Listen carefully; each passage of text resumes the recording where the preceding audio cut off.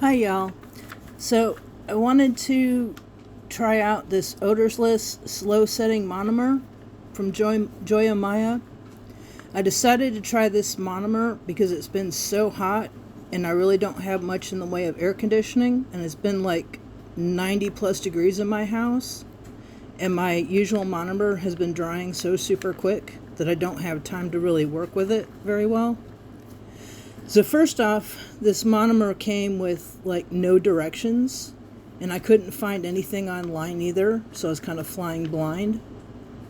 I did find a little bit of limited information on other odorless monomers, so I used that as kind of a reference. This set came out as a disaster, so bear with me. It did not turn out at all like I wanted it to. But anyway, this particular odorless monomer kind of slightly smelled like a radish. But yeah, it was. If you like the smell of radishes, it's all good. If you don't like the smell of radishes, then ew.